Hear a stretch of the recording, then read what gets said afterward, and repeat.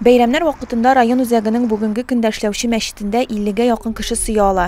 Ulara da rayonda xalıq sanı arta. Məşidkə yerüşlər də artıb tıra. İslam nigizlərini öyrənirgə tilەvçiləri də hayran.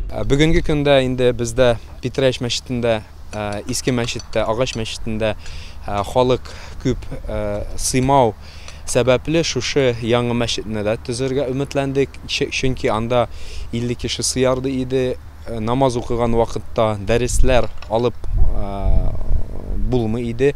Mesela 12'de namaz bulsa 12'ye hatlı tis derslerini bitirige tiyiş idi. Pitreş rayonu yıl sayın arta, zuraya, üse, halık kile.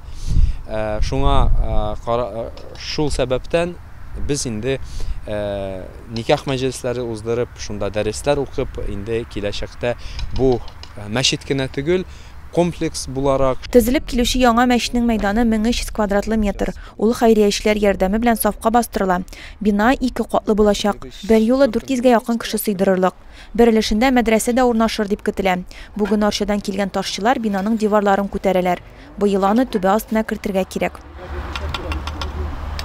İnşallah niyetlənəbiz, ümitlənəbiz bu yılğa Allah nasip etse şuşu məşidini kırış astına kirtip iştəgi işlən tutunurğa. Şunda da məşidini kırış astına kirtü bilen bu uçraqda tamamlanması işimiz. Anda da işik terazeler kirek bulur.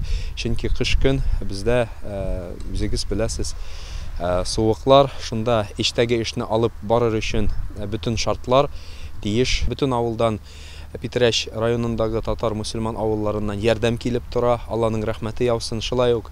Bizning yardımçılarımız başka milletlerden de var. Allah'ın alarga rahmetleri yavsın. Kileşekte de bir gerek şunday kürkem məşidler tözür idik. Әлегә тәрәзә ишекләргә акчылар җитеп бетми. Аларны кышка кадәр куярга кирәк. Шулай ук манара төзү эшләре дә шул сәбәпле шикерлеп торыла. Монда хәйрияшчеләр һәм битараф булмаган кешеләр ярдәменә ышанып калалар.